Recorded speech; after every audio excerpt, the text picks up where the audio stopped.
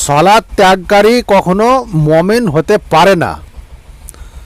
সলাৎ আদায় না করলে যদি সেই ধন সম্পদ ফকির মিসকিনকে দান করে দেয়, যদি সেই 14 বার হজ করে আসে, যদি সেই এই বাবরি মসজিদ 72টি নির্মাণ করে দেয়, যদি সে কোটি কোটি টাকা খরচ করে মসজিদ নির্মাণ করে আর নিজে সলাৎ আদায় করে, তাহলে সে কোনোদিন মুমিন থাকবে না এবং তার কোনো আমল কাজে আসবে না। আনাস রাদিয়াল্লাহু তাআলা আনহু বলেন, রাসূল সাল্লাল্লাহু আলাইহি সাল্লাম বলেছেন, কিয়ামতের দিন মানুষকে সর্বপ্রথম সলাৎ সম্পর্কে জিজ্ঞেস করা হবে। যদি তার সলাৎ গ্রহণযোগ্য যথাযথ হয় তাহলে তার সমস্ত আমল গ্রহণযোগ্য হবে, অন্যথায় তার সমস্ত আমল বাতিল হয়ে যাবে। তার কোনো আমল কিয়ামতের কোর্টে কাজে আসবে না এবং তার ফলাফল হবে জাহান্নাম।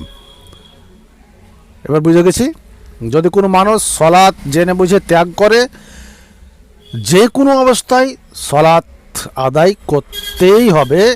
সলাৎ যদি আপনার না থাকে তাহলে আপনার কোনো ভালো আমল কোনো কাজে আসবে না এবং আপনি কখনো জান্নাত লাভ করতে পারবেন না এবং আপনার বসস্থান হবে জাহান্নাম।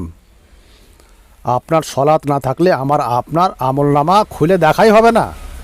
প্রথম পাতাতে সলাৎ থাকবে এবং সেই সলাৎ যদি না থাকে তাহলে আল্লাহ সুবহানাহু ওয়া তাআলা আপনার আমলনামা দূরে হটিয়ে দেবেন এবং আপনাকে বলবেন যে নিয়ে যাওয়াকে জাহান্নামে।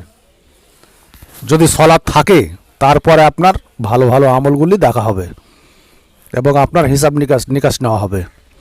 আর সলাৎই যদি না থাকে তাহলে আপনার আমলনামা আর খুলে দেখাই হবে না যে কত বড় বড় দান করেছে, কত মানুষের ভালাই করেছে, কত যে দানি লোক ছিল, কত যে ভালো মানুষ ছিল, এগুলি কিচ্ছু দেখবেন না যদি সলাৎ না থাকে। সলাৎ যদি থাকে তারপরে আপনার সমস্ত ভালো আমল কাজে আসবে, অন্যথায় সলাৎ যদি না থাকে তাহলে আপনার কোনো ভালো আমল কোনো কাজে আসবে না, আপনার ফলাফল হবে জাহান্নাম। তাই বলছিলাম প্রিয় দর্শক, খবরদার, যে কোনো মূল্যে হোক।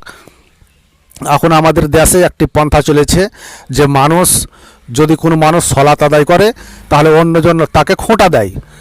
খোঁটা দেয় কি বলে? কত বড় সলাৎ আদায়কারী, হ্যাঁ, ভালো যে সুদের উপর টাকা নিয়ে বাড়ি ঘর বানিয়েছে, কত যে সলাৎ আদায়কারী, ভালো যে তার বউ পর্দা করে না, তার কন্যা পর্দা করে না। আরে ভাই, সলাৎ হচ্ছে একটি ইবাদত এবং তার বউ পর্দা করে না সেটি হচ্ছে একটি গুনাহ। তাতে সলাতের সাথে তার বউর পর্দার সাথে কি তুলনা চলে?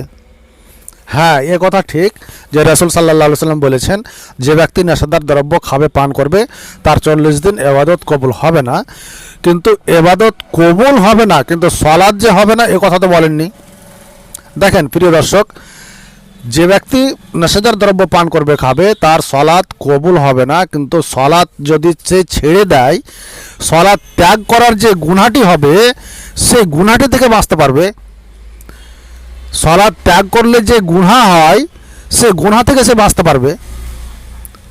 সলাতের ফজিলত পাবে না, সলাতের নেকি পাবে না, সলাতের স্বভাব পাবে না, কিন্তু যে গুনাহ হতো সলাৎ ত্যাগ করলে সে গুনাহ থেকে তো বাঁচতে পারবে।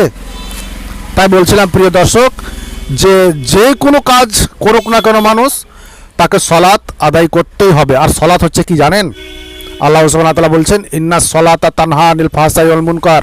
সলাৎ হচ্ছে এমন একটি ইবাদত, যে ব্যক্তি সলাৎ আদায় করবে আল্লাহ সুবহানাহু ওয়া তাআলা তাকে সমস্ত অশ্লীল অসৎ কাজ থেকে বাঁচিয়ে নেবেন।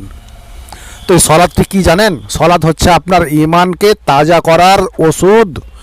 যেমন আপনার গায়ে কোনো অসুখ হলে ডাক্তারের কাছ থেকে ওষুধ নিয়ে ওষুধ খেতে হয়, সেই শরীরটিকে, সেই বডিটিকে, সেই দেহটিকে ঠিক করার জন্যে সলাৎ হচ্ছে এমন একটি ইবাদত। আপনার আত্মাটিকে ঠিক করার জন্যে এই সলাৎ আদায় করা জরুরি।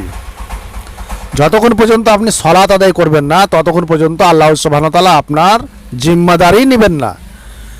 যখন আপনি সলাৎ আদায় করতে লাগবেন তখন আল্লাহ সুবহানাহু ওয়া তাআলা আপনার জিম্মাদারি নেবেন এবং আপনাকে সঠিক পথে নিয়ে আসবেন।